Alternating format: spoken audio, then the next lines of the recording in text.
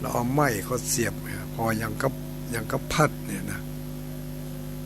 จีเป็นถ้าจะแอนมาเนาะพอเหลืองโอ้กินถ้าจะล้ำเหลืองอิงซิงแบบข้าวจีถ้าเป็นตะกอนเป็นละอ่อนเป็นผ้าน้อยนี่นะถ้ายามหนาวนี่จีเข้าเอาข้าวเย็นมาจีเข้าวันใดถ้ามาได้ไปบิณฑบาต เมื่อก่อนนี่มันจะตั้งแต่หน้าหนาวนี่ก็ฝนจังตกด้วยนะถ้าฝนตกเป็นฝนมีหันหาเนาะฝนห้ามเข้าเฝ้ากันอย่างนั้นฝนตกจีเข้าโอ้เมื่อก่อนลำเนอะเป็นละอ่อนเนี่ยอย่างมันก็ตึงลำมันจะละอ่อนน้อยละอ่อนใหญ่เป็นพระแล้วนี่เนาะเป็นพระละเป็นพระใหญ่มันซ้ำเอาเข้ามาจีลู่กันนะลู่เข้าจีกันดังไฟกล่องใหญ่ลู่เข้าจีกันเอาทานเคลียออกมาเอาจีเข้าแอนเข้าเมาะบางเตื้อเอาน้ำพริก5เข้าตาเห็นไหมน้ำพริก5เข้าตาแล้วก็แอนมันอย่าไปสปะสเปดเนาะมันภาษาวัดนี่นะไผบ่อยู่บ่ฮู้นะถ้าอยู่แล้วมันจะฮู้นะเท่าม่วนมันนึกถึงความหลัง นึกถึงอดีตความหลังเป็นพระน้อยเป็นขยมนี่อยู่ด้วยกันหลายๆนี่มันก็ดูม่วนนะมันไม่ใช่เหมือนโมเดลนี่แหละโมเดลนี่หังบางวัดบางวาก็มีจัดหลายแต่อยู่เห็นคนตีคนตังห้องไผ่ห้องมันนั่งก้มเขียอย่างนั้นนะโอ้แต่ก่อนนี่มันไปแหมอย่างลูกเนาะมันบ่มีก้มเขียเนี่ยก็ไปเขียในกองทานกองไฟพวกนั้นเผาข้าวหลามพ่องกาเนาะมันโดนพระใหญ่ทุเจ้าเล่นยิ้วพ่องบกอกยกหัวพ่องยังพ่องเนาะมันเข้าจีนี่ก็จะว่าเข้าจีก็จะล้ำไปบ่ปอนี่บางเตือเอาเข้านุกงาไปจีเนี่ยโอ้เข้านุกงาเนี่ยเอาไปจีนะ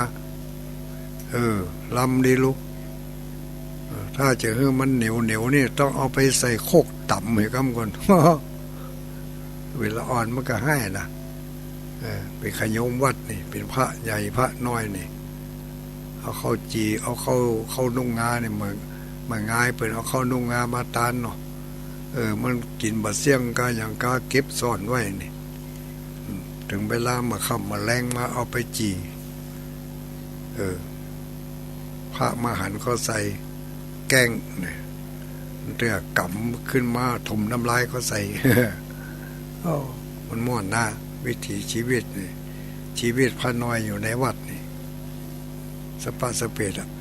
โดนกังโดนแกงโดนยังก็สปะมันม่วนนะไข่ปน้อยปนานที่ฟังอยู่นี่นึกถึงอดีตเนาะ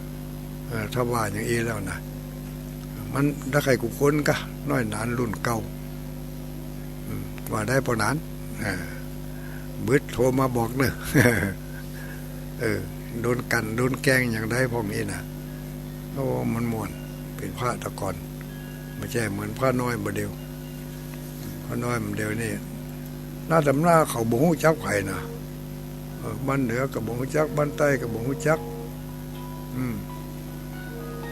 อันนี้ก็เป็นวิถีชีวิตเนาะในสมัยอดีตการก็ยังฟังโทรมาแจ้งรายการเนื้อทราบครับเดี๋ยวจะหาพอก่อนเนาะโทรศัพท์วิทยุบดังดีก็เจริญพรว่าได้โอ้เปิดกันมาออกอากาศตัวเองก็ได้เนี่ยมันจะก็เดี๋ยวว่าอันแจ้งข่าวเรื่องวิทยุบดังก็ทุลุงนี่นะเนาะถ้าจะถามอย่างอื่นก็ปูนถ้าเปิดโอกาสให้โทรมาถามเพื่อ ตอนนี้เปิ่นกำลังจะอู้ธรรมะอยู่บอกว่าตนใดอะตนนี้ก็จังตนอื่นก็จังเปิ่นกำลังเข้ารายการใหม่ๆถ้าบ่มีความจำเป็นแต่ว่าบ่ต้องโทรไปหาเปิ่นมันลืมไปหาอู้หยังอ่ะจะอู้นั่นอู้นี่มันเถอะโอ้ลืมไปหาแล้วอย่างเนาะขอบคุณเหมือนกันเนอะที่จะไปปุ้นไปในมั่วครับสวะไปเหะอู้สักคำบุญเกยว่ากันเดือนสี่เป่งมาหอดมาตึงปกติแล้วเดือนสี่เป่งนี่ที่วัดตรงห้านี่เป็นจะมีการประเพณีส่งน้ำพระธาตุที่วัดตรงห้าบ้านของคุณโยมดารุณีนะวัดของเปิ้นเป็นจะส่งน้ำพระธาตุแต่ปีนี้เป็นยกเลิกเดือนสี่เป่งเอาไปเปาะกับปอยหลวงบุญถ้าอาจารย์ธรรมปกูจันทวงศ์บัณฑิตตอนนี้ก็เตรียมการขนาดนักดึงวันเตรียมงานที่จะปอยหลวงถ้าจะเดือนมกรากุมภาอย่างปุ่นกะเนาะ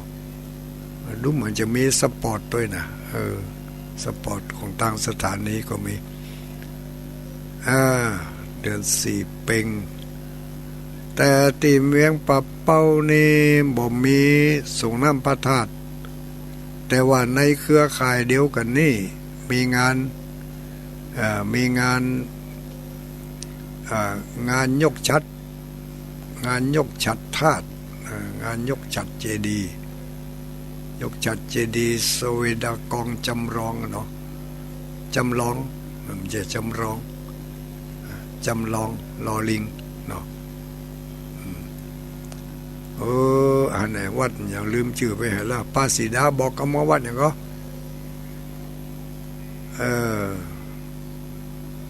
ตั้งปุ่นตั้งอำเภอดอยหล่อปุ่นที่แรกก็คือใจจะไปดีกาบอกไปดีกาจะไปก็กลัวเปิ่นเกิดถนนหนทางบอกไปเนอะก็เปิ่นก็นิมนต์ว่าตั้งหน้าตั้งตาลูกที่อื่นที่ไกลมานิมนต์ถึงตีถึงตางบอกไปก็จะใจดำกำกี้เนาะพี่น้องตั้งหลายดอยตะวันตกตั้งเมืองฝางแม่อายอย่างปุ่นก็บางพ่องก็จะไปลูกได้ยินข่าวว่าจะไปอยู่นี่จะไปร่วมพิธียกชัดพระธาตุยกชัดพระธาตุวัดมันอย่างไรล่ะมันลืมจื่อนะญาติโยมทั้งหลายใบนิมนต์ก็ไม่ได้เอามานี่ไม่ได้เอามาอ่านได้รอกันแล้วกันในเขตนั่นน่ะในเขตนั่นน่ะเขตได้รอนะวันผูกเป็นจะทำพิธียกชัดนี่บ่าย2 โมงพุ่นเนาะแต่เจ้าอาจารย์มันยงเพิ่งก็ประกาศเหมือนกันนะมันอย่างนี้นี่ลืมชื่อวัดก็ใครมีโอกาสมีเวลาก็ไปร่วมกันไปแบบระมัดระวังตัวเองป้องกันตัวเองเอาไว้จะไปแบบสลาใจนั่นมาได้เนอะแจ้งมาแล้วกันนี่เนาะครับวัดหยัง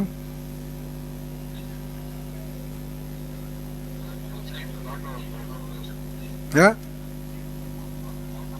นั่นมันจะนั่นก็เสียงอย่างขี้เล่าหกไว้ขอโทษว่ะ มีมาสปะมาแล้วมาหายกับอันเนี้ยนี่ถ้าจะได้ปิดไว้แล้วโอ้ยเนาะห้อมส่วนแจมันก็แล้วกันเนาะดังมาก็กดขวางดังมาก็กดขวางให้กันเนาะมันได้มาเสียสมาธินะเสียสมาธิเหมือนกันนะ ห้องจะสมาธินักลูกสมาธิน้อยเดียวอันนะมันบางทีก็เกิดอันอย่างสับสนขึ้นมาได้เหมือนกันถ้ามันสับสนมันก็วุ่นวายถ้ามันวุ่นวายแล้วมันก็บัดต้อมเนาะมันบัดต้อม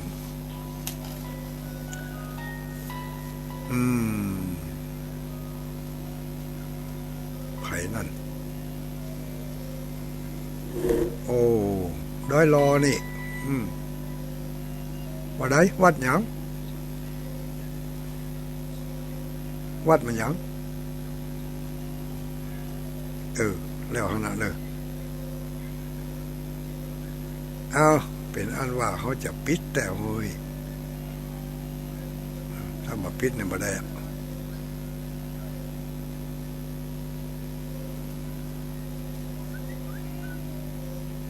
คือกำนี้ปั้นเอาเด้อถ้าเปิดโอกาสมาได้ก็โทรมากันนะระยะนี้นี่มันต้องโทรละปิดโทรศัพท์ไปแล้ว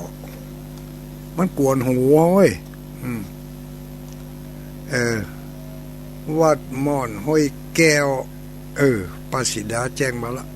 วัดม่อนห้วยแก้วตำบลดอยหล่ออำเภอดอยหล่อจังหวัดเชียงใหม่แล้ววันผู้ได้ไปก็เปิดกว่านั้นที่แน่ๆนี่มีแม่อุ้ยนี้จองที่นั่งไว้ละ1 ตีแล้วถ้าไปกันหลายก็จะเอารถตู้ไปถ้าไปบ่หลายก็จะเอารถเก๋งน้อยไปถ้าน้อยกว่านั้นก็จะเอารถปิกอัพไปนี่มีหลายรถลูกมีรถมีหลายกันแต่ละกันก็แต่ละคนนะกันเนาะคนไหนก็กันคนนั้นไม่ได้ไปก็เอาคนนั้นคนนั้นไม่ได้ไปก็เอาคนนั้นไปใครจะไปแอวตัวก็ไปนะวัดม่อนห้วยแก้วตำบลดอยหล่อทำพระครู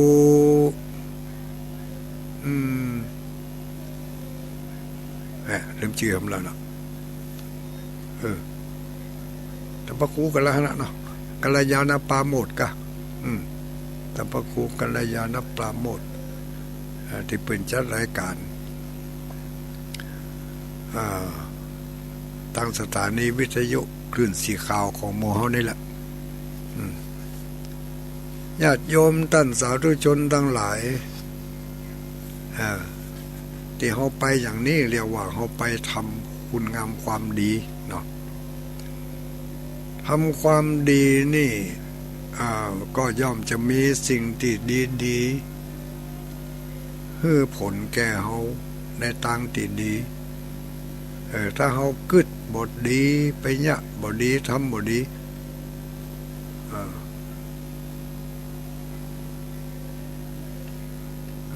ไปเนี่ยบทดีทำบทดีก็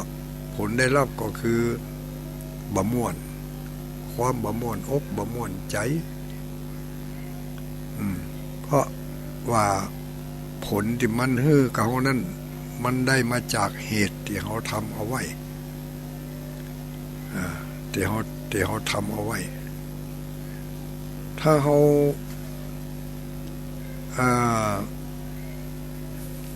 มีความสุขมีความม่วนอกม่วนใจ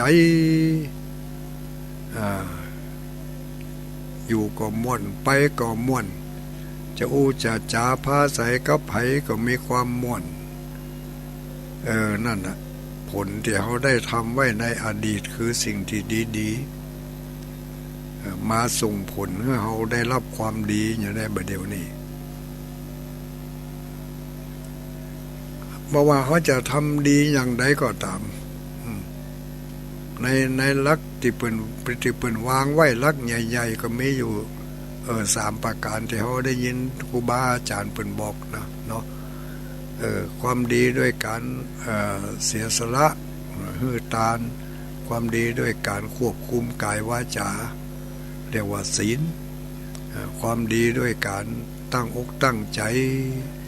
มีความฮักความเอ็นดูคนอื่นสัตว์อื่นคิดจะช่วยเหลือผู้ที่ทุกข์ได้ยากอย่างนี้เรียกว่ามีความดีตั้งใจกะเขาคิดก็ตึงสบายอยู่แล้ว อย่างข้อที่หนึ่งเนี่ยที่เขากึดจะฮื้อเนี่ยเขากึดจะฮื้อเขากึดจะไปเนี่ยเขากึดจะไปในทำจะไปสร้างความดีเนี่ยจะไปทำบุญทำกุศลเนี่ยกะเขากึดก็ถึงหมดละขนาดบางคนนอนอยู่ในตีนนอนติดเตียงอยู่เนาะกันมากึดถึงความดีหันเปิ่นไปได้ยินข่าวว่าเปิ่นไปหันไปนี่กัน ตัวเองก็ใครไปแต่ไปมาได้แต่มันก็ม่วนใจที่ได้กึดว่าเปิ่นได้ไปกันเฮาบ่ได้ไปสาธุอนุโมทนาเนอะก็มีความจื่นอกจื่นใจเพราะว่ากึดดีอู้ดีทำดีการทำความดีนี่มันก็จะทำให้เราได้รับผลคือความม่วนอกม่วนใจเป็นไปตามกฎตามเกณฑ์เนาะกฎมันหยังกฎของกรรมก็อย่างที่ตุลุงเคยว่ามาแต่ก่อนเนาะกฎแห่งกรรมแม้ว่าความดีที่เราได้กระทำเนี่ยจะเพื่อให้คนอื่นก็ได้อยู่แต่ว่าจะไปปลดความชั่วของคนอื่นนั้นมันปลดบ่ได้ไปช่วยเรื่องอย่างอันมันช่วยบ่ได้แต่ช่วยเสริมให้เขาดีอกดีใจนี่ได้ค่ะกฎแห่งกรรมมันไปตามนั่นลูกอย่าว่าแต่หมู่เฮาทั้งหลายเถอะแม้แต่องค์สมเด็จพระสัมมาสัมพุทธเจ้านี่เป็นผู้ที่มีบุญนักขนาดไหนมีบารมีมากมายขนาดไหนบ่อาจที่จะคณนาอ่านนับได้แต่ว่าพระพุทธองค์ก็บ่สามารถที่จะไปหักล้างกฎของกรรมที่สัตว์ทั้งหลายได้กระทำเอาไว้ได้เมื่อกรรมมันมาให้ผลแล้วจะเป็นกรรมชนิดใดจะเป็นกรรมดีก็พระพุทธองค์ก็จะไปตัดบ่ได้จะเป็นกรรมชั่วพระพุทธเจ้าก็จะไปห้ามบ่ให้ผลของกรรมนั้นมันมาตอบคนนั่นคนนี้บ่ได้ถ้าพระพุทธเจ้าห้ามได้ก็ต้องห้ามองคุลิมานตั้งแต่คนแรกก็เนาะที่องคุลิมานไปฆ่าเนี่ยไปฆ่ามากี่คนหรอกพระพุทธองค์ยังไปห้ามมันเป็นกรรมหรือมันเป็นเรื่องกฎของกรรมเนี่ยใครจะห้ามมาได้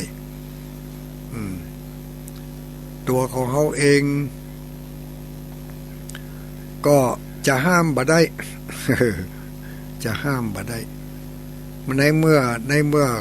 ไอ้กรรมในเมื่อกรรมดีมันจะให้ผลแล้วอีนะ กรรมดีมันจะให้ผลละเขาบ่เอาอันนี้เขาบ่เอาไอ้นะมันก็ตึงมาอยู่ทิกอ่ะความสุขความสบายความม่วนอกม่วนใจเนี่ยอันยังก็เป็นอันม่วนอกม่วนใจจะกินข้าวกับอันยังมันก็ตึงล้ำเพราะอันยังเพราะในเมื่อความดีมันให้ผลเนี่ยนี่กรรมดีมันให้ผลละอันยังมันก็ดูดีไปหาประทุกไปเสี่ยงจะจะจ๋ากับไผไปก็เป็นน้ำเสียงที่น่าฟังน่าไพเราะน่าเชื่อถือน่าศรัทธาเนี่ยนั่นความดีมันให้ผล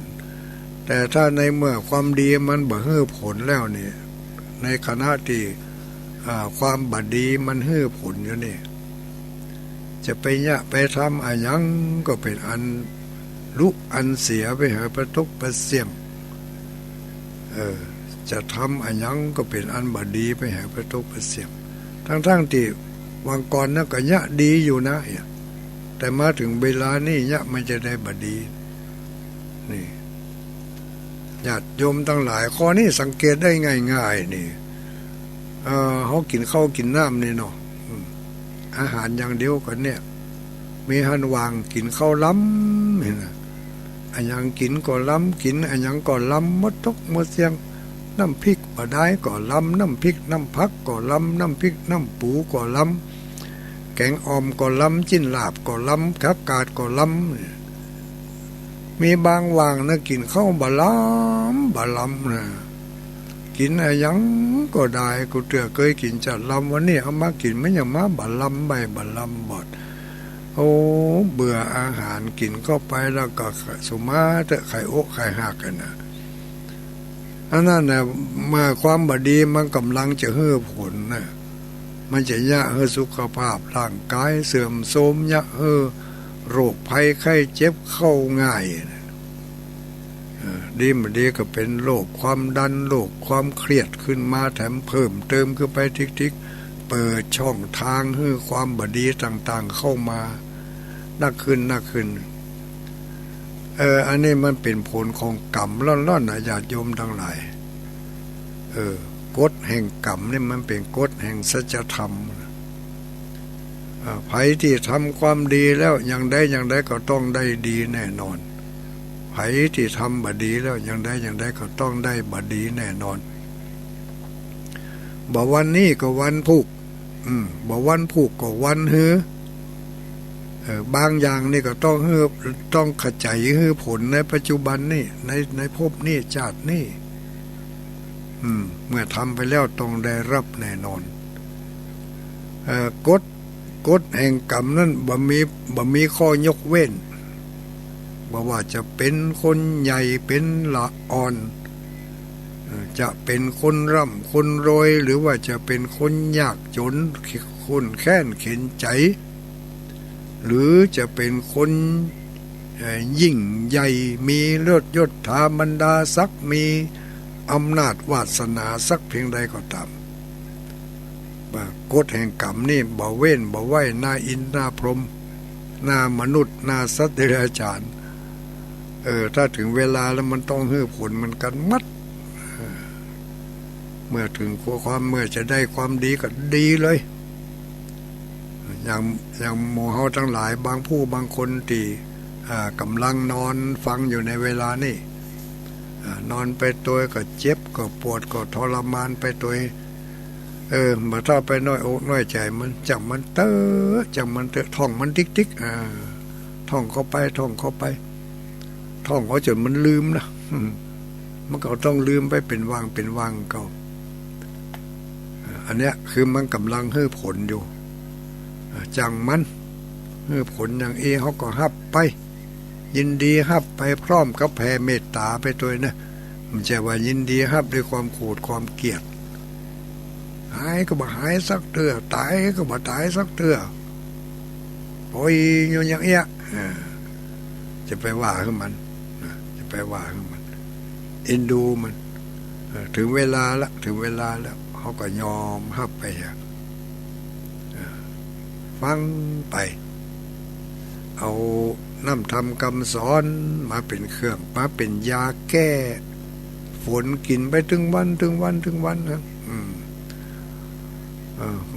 บางปากก็กินแล้วถูกอกถูกใจ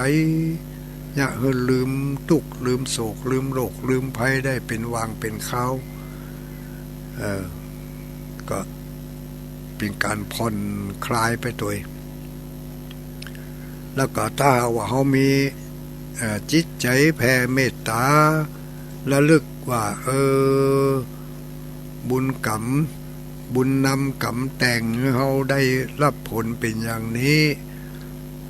ก็เพราะว่าวิบากกรรมที่เขาได้กระทำมานั่นมันบ่ดีมาถึงเวลานี้เขาจึงได้รับสิ่งที่บ่ดีก็ขออโหสิข้าพเจ้าได้กระทำไปแล้วหลงผิดไปแล้วทำไปแล้วเอาคืนบ่ได้เวลานี่เป็นเวลาของท่านทั้งหลายจะมารับจะมาตอบสนองข้าพเจ้าก็พร้อมเหมือนกับเจ้าหนี้จะมาทวงหนี้หู้ตัวอยู่ว่าเขาเป็นหนี้เปิ้นแน่นอน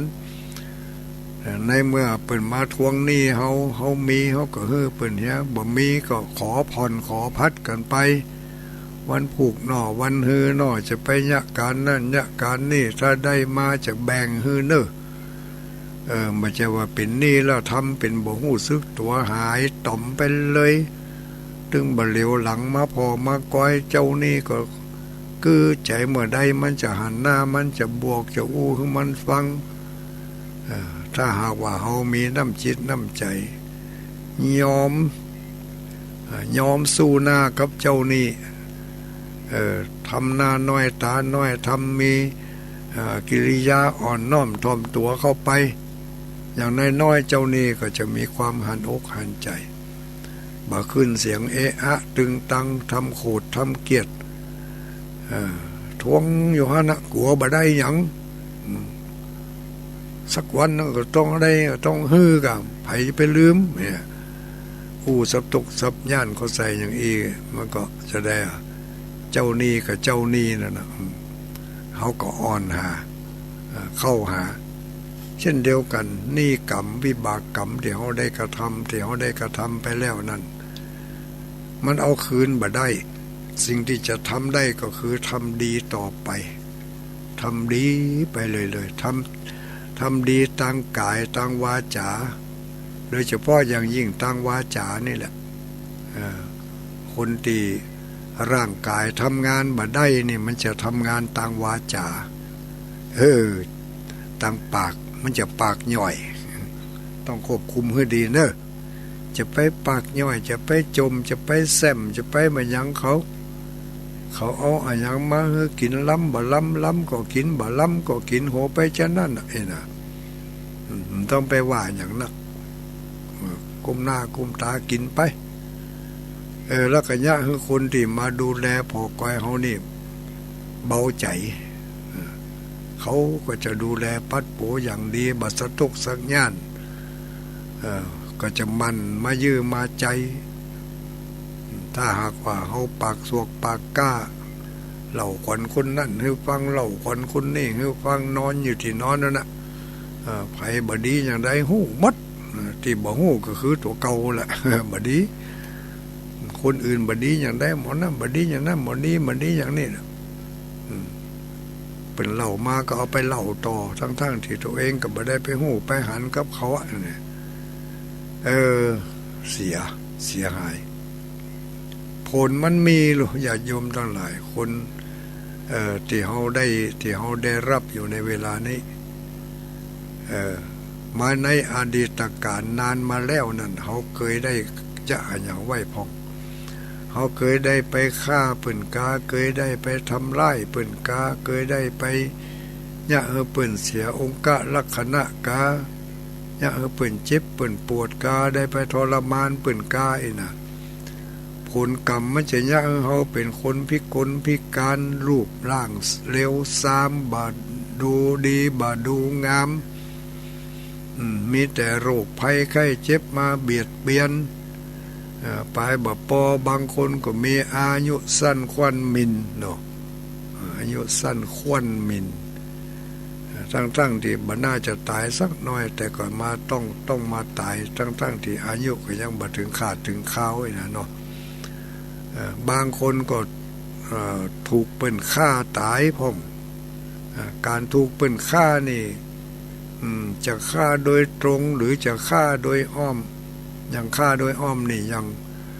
เดินไปตะหมูน้ำตาหนตางเนี่ยเนาะทั้งที่เดินอยู่หิมฟุตบาทลุ่มฟุตบาทพุ่นเนาะรถมันยังสลับเข้ามาจนอยู่จนได้เนี่ยมันถึงเวลามันแล้วมันเป็นจะได้ถูกปืนฆ่าแล้วคนที่เอามาจนนั่นก็เขาเคยฆ่ามันแล้วแหละมันถึงได้มาฆ่าเขาโดยบัจจิตนาโดยบัตั้งอกตั้งใจโดยบ่มีความกึดไว้ก่อนล่วงหน้าอย่างนี้นี่แสดงว่าเคยฆ่ากันมาแล้วมันถึงได้เป็นไปอย่างนั้นเคยทำกันมาแล้วมันถึงได้รับผลเป็นอย่างนี้บางคนนี่บ่มีไผฆ่าถูกเก่านี่อันนี้ก็เป็นผลเกิดมาจากเคยฆ่าคนอื่นเคยฆ่าสัตว์อื่นมาแล้วเขาฆ่าสัตว์น้อยเขาก็ได้รับผลเบาบางทรมานน้อย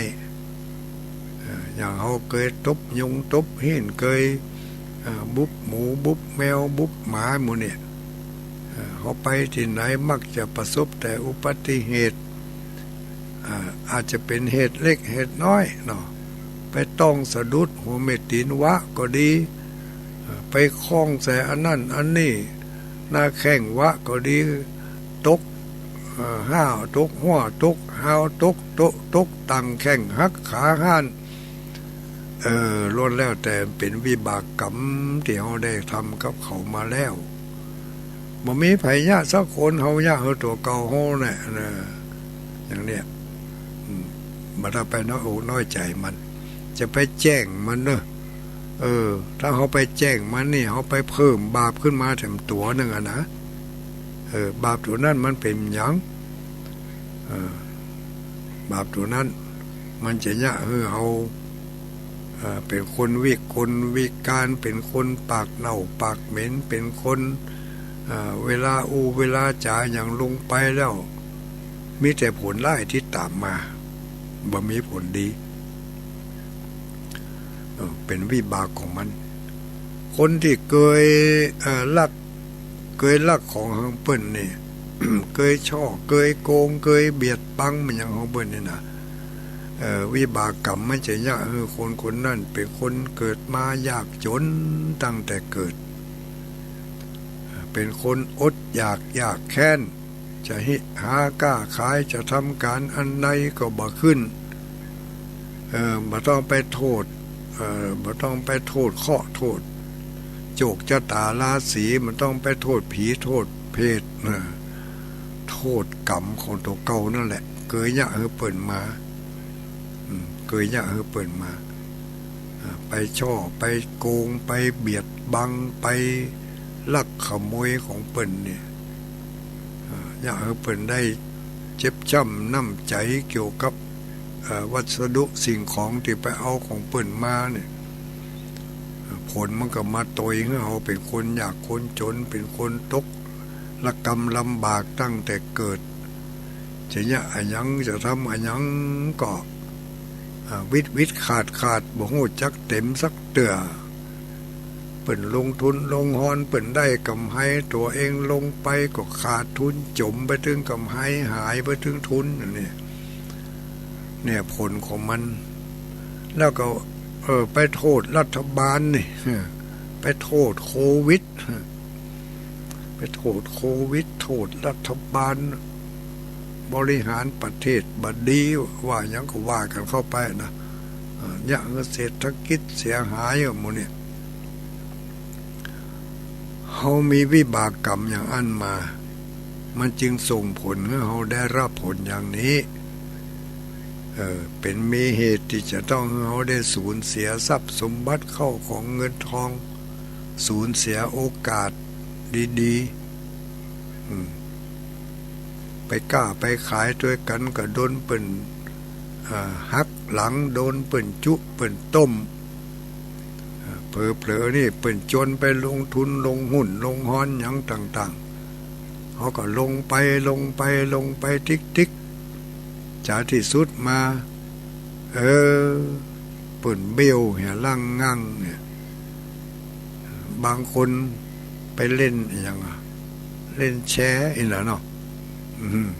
เล่นหุ้นเล่นแชร์เปียกันไปเปียกันมาเอาไปเอามาเจ้าเก้าแอนไปเหี่ยหอบไปพุ่นเงินเป็นแสนเป็นล้านอันนี้ก็เคยเป็นคนที่เคยเคยหลอกเคยลวงเคยทำมาหากินในทางที่บ่ชอบมาก่อนเขาลองสังเกตบ่นะญาติโยมนะคนที่มักโดนต้มโดนจุโดนหลอกนี่นะในสมัยนี้ซ้ำให้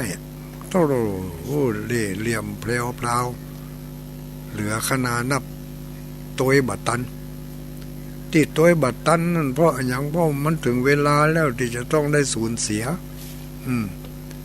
กรรมเวรมันมาถึงแล้วขนาดบางคนเนี่ยการศึกษาจัดดีนะการศึกษาจัดดีเป็นปัญญาชนคนหนึ่งมาตกหลุมกับเปิ่นจวนไปลงทุนลงหอนเห็นด้วยเห็นจ้อยโอนเงินให้เปิ่นเป็นหมื่นเป็นแสนเป็นล้านอยู่นี่ทั้งที่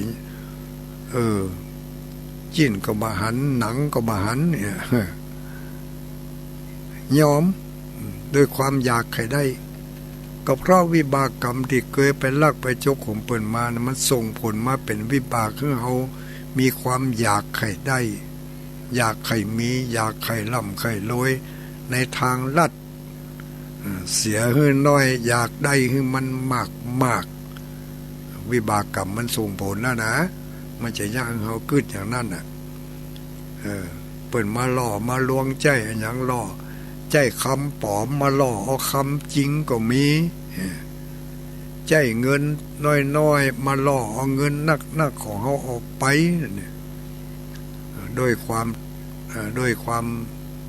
มันยังด้วยวิบากกรรมมันมาให้ผลแล้วลบอยู่ในมุ่งบุกยังตัวเอาจนได้ขนาดเอาสตางค์ไปฝากในธนาคารพุ่นแล้วยังไปควัดออกมาให้เปิ่นอยู่เนี่ยเนาะ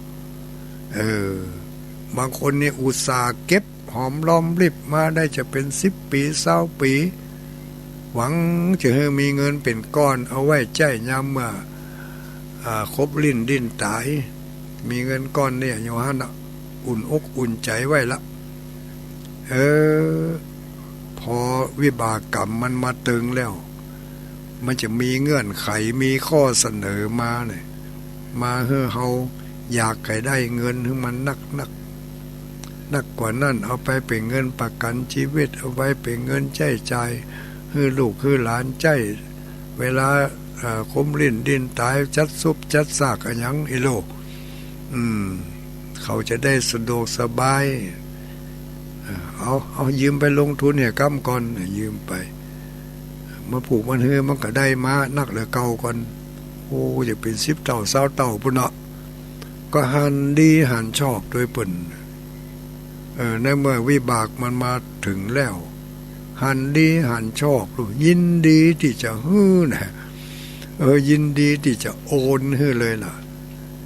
ขนาดอยู่ในธนาคารบุญนะเอาฝากไว้ในดินบุญละนะยังไปขวดออกมาฮื้อเปิ่นอยู่เพราะกรรมอู้กรรมจาอย่างต่างๆวิบากกรรมอันเก่ามันมาทวงแล้วลูกมันต้องได้จนได้อย่างเนี้ยเขาก็ต้องยอมเสียปุ้นเพื่อเสียไปเพื่อหู้ตัวว่าเสียไปแล้วจึงจะเกิดความเสียใจเกิดความเสียดายกินแหนงมาเกิดได้เมื่อลุ้นว่าโดนต้มโดนตุนโดนหลอกโดนหล่อโดนลวงไปมาเกิดได้เมื่อลุ้นเมื่อกรรมมันเฮือผลไปแล้วมันถึงจะเกิดได้ก็ยังสมมติว่าเดี๋ยวเนี่ยเนาะยังหมู่เฮาทั้งหลายนี่อย่างบางผู้บางท่านนี่ที่กำลังอยู่ติดยังอยู่เนี่ยเนาะว่าอีเถอะเฮามาฮู้ตัวก็ต่อเมื่อเฮาติดยังอยู่แล้วเนี่ยทั้งที่บางคนบางท่านนี่ผสมเหตุสมผลสักหน่อยที่จะต้องมานอนติดเตียงนอนคือเปิ่นได้ป้อนข้าวป้อนน้ำอยู่อย่างนี้นะเนาะผสมเหตุสมผลสักหน่อยบางเตือสาเหตุน้อยเดียวแต่อันน่ะปลอกปอกแป๊กกายไม่เป็นคนอย่างอี้ไปเหียเนี่ยอันนี้เพื่อเราทั้งหลายได้ฮู้ได้เข้าใจว่าถ้าเราฮู้ว่ามันจะได้อย่างอี้เราบ่เนี่ยเราบ่ทำแต่ที่เราเนี่ยเราทำไปนั่นเพราะเราบ่ฮู้ว่าถึงผลมันจะได้มาอย่างอี้อย่างเดียวกันคนที่โดนหลอกโดนหล่อโดนต้มโดนตุนทั้งหลายแลนั่นน่ะถ้าฮู้ว่าเพิ่นจะหลอกเพิ่นจะล่อเพิ่นจะเบี้ยวไผจะไปยอมโอนฮื้อเนาะไผจะไปถอนมาฮื้อก็ย่อมบ่ฮู้นั่นแหละความบ่ฮู้เหล่านี้ในทางศาสนาเพิ่นเรียกว่าอวิชชาก็คือความบ่ฮู้แต่ว่าบางทีก็ฮู้แต่ฮู้บ่แท้นะฮู้แบบไม่เห็นรู้แต่ไม่เห็นเนาะรู้ธรรมแต่ไม่เห็นธรรมฮู้ตัวหนังสือฮู้อย่างที่เปิ้นว่าได้ยินเปิ้นว่ามาฮู้เพราะความจำได้แม่น แต่เนื้อแท้นั่นบ่ได้หู้บ่ได้เข้าใจบ่ได้เข้าถึงถ้าเข้าใจเข้าถึงแล้วจะบ่ทำหรอกอย่างที่พระอริยบุคคลเนี่ยที่เพิ่นบอกว่าพระอริยบุคคลสี่เนี่ยเนาะก็คือโสดาบันสกทาคาอนาคาพระอรหันต์เนี่ยถ้าก้าวเข้าสู่อริยบุคคลสี่เมื่อใดเมื่อนั่นแหละเขาถึงจะหู้ธรรมหันธรรมที่เป็นสัจธรรมอย่างหมู่เฮาทั้งหลายที่ยังเป็นพุถุชนอยู่นี่ก็อย่างอันไหนนะหู้เพราะจำมาหู้เพราะได้ยินมาหู้เพราะมันถูกอกถูกใจเฮามันถูกกับกำกืดของเฮาก็ว่าดีถ้าบ่ถูกกับกำกืดของเฮาก็ว่าบ่ดีเนาะอย่างที่ทุลุงกำลังอู้อยู่เนี่ยบางคนก็ปึงอกปึงใจบางคนก็บอกว่าอย่างอื่นอย่างไก่นั่นเพราะแต่แน่ไปเปิ้งใจตอนที่ทุลุงไข่หัวบุญทั้งที่หู้ว่าไข่หัวยังกับได้เหี่ยแต่ก็ชอบอยู่นะทุลุงบางคนก็ว่าฉันนั่นก็ได้ว่าชอบอย่างแต่ว่าไม่ชอบไข่หัวเห่จ้อยเอานี่กะเอาสิ่งที่เป็นเนื้อหาสาระนี่อันที่เอามาอู้นี่เป็นข้อเปรียบเทียบบ่ได้หรอกว่าถ้าเขาแยะไปแล้วมันจะได้อย่างเนาะอย่างที่เพิ่นบอกว่าการประพฤติผิดในกามศีลข้อที่3เนี่ยมีผลคนที่ประพฤติผิดในกามนี่นะ